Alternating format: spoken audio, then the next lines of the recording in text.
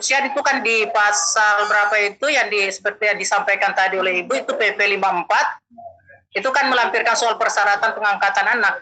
Nah, mana yang terlebih dahulu itu jika anak itu status anak itu anak terlantar, sementara di dalam persyaratan kan itu terlebih dahulu diminta soal akte lahir dan kartu keluarga, akte kelahiran.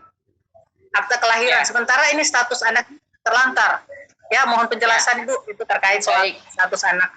Ya, terima kasih. Assalamualaikum warahmatullahi wabarakatuh. Waalaikumsalam. Jadi baik Bu, seperti yang kami jelaskan tadi, pengangkatan anak ini prinsipnya kan kita untuk membantu masa depan anak bisa lebih baik dalam pengasuhan, kan seperti itu ya Bu ya. Nah, ini judulnya anak telantar. Tadi sudah saya sampaikan bahwa setiap anak itu siapapun dia, bagaimanapun orang tuanya, itu berhak akan akta kelahiran. Kalau anak telantar, artinya anak telantar ini nggak diketahuikah nama orang tuanya, kedua orang tuanya siapa? Nah, kalau misalnya anak terlantar, siapa yang mau mengangkatnya dia? Siapa yang mau mengadopsi? Misalnya ibu yang mau mengadopsi. Ya, enggak apa-apa. Jadi, terlebih dahulu kita buatkan akta kelahirannya. Nah, ibu masukkan ke kakak ibu yang mau mengadopsi, nah dibuatkan akta kelahirannya terlebih dahulu, tapi untuk sementara di kakaknya itu ditulis dulu dengan famili lain Bu, atau lainnya, belum bisa dibuatkan statusnya sebagai anak. Nah, kan udah ada nih akta kelahiran anak ini nih, nah kalau tidak diketahui nama orang tuanya dikosongkan saja, kita tidak boleh ngarang. Nah, akta kelahiran ini dibuat, persyaratannya adalah tentu kakak ibu yang mengangkatnya, terus juga berita acara dari kepolisian Bu, bahwa anak ini tidak diketahui asal usulnya, dia terlantar segala macam. Udah ada nih akta kelahirannya, baru itu dibawa ke pengadilan Bu, untuk dibuatkan penetapan pengadilannya. Nah, setelah dibawa ke pengadilan, udah dapat nih putusan pengadilan, dibawa lagi ke Dukcapil untuk dibuatkan catatan pinggir di Dukcapil, seperti yang saya katakan tadi. Nah, baru kemudian di kakak ibu nanti akan ditulis anak, statusnya sebagai anak. Nah, tapi di nama orang tuanya kan tadi kita tidak tahu, dikosongkan saja. Nggak boleh juga kalau ibu yang mengangkat, nama saya aja lah ditulis di situ. Nggak boleh, itu kita bohong. Itu bukan ibu, orang tua angkatnya, orang tua kandungnya, kayak gitu Bu. Jadi begitu caranya Bu. Jadi anak terlantar, anak yang tidak diketahui asal usulnya, justru inilah yang sering dijadikan anak adopsi atau anak angkat. Jadi prinsipnya seperti itu Bu. Berarti statusnya, berarti statusnya itu mau ditetapkan terlebih dahulu sebagai anak negara atau gimana Ibu? Kita buatkan akta kelahirannya terlebih dahulu, kemudian baru dibuatkan penetapan pengadilan. Nah ya, udah ya.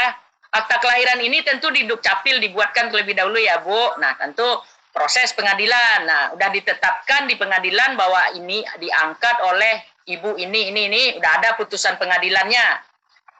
Dibawa ke Dukcapil. Di Dukcapil baru dibuatkan catatan pinggir pada akta lahir anak tadi itu Bu. Bahwa sekarang anak ini sudah diangkat oleh ibu ini, ayah ini. Pada tanggal ini. Berdasarkan putusan pengadilan nomor ini. Udah Bu, selesai. Nanti baru dimasukkan ke kakak ibu. Boleh dituliskan statusnya anak. Tapi di kolom ayah ibu sempat juga boleh ditulis nama ibu.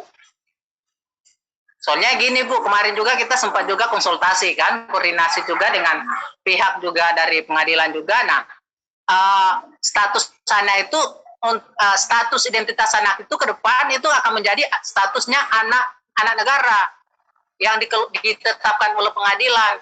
Nah, yang menjadi pertimbangan kami sih ke depan itu ketika anak ini sudah diadopsi dan itu masuk ke dalam pengasuhan kami, maka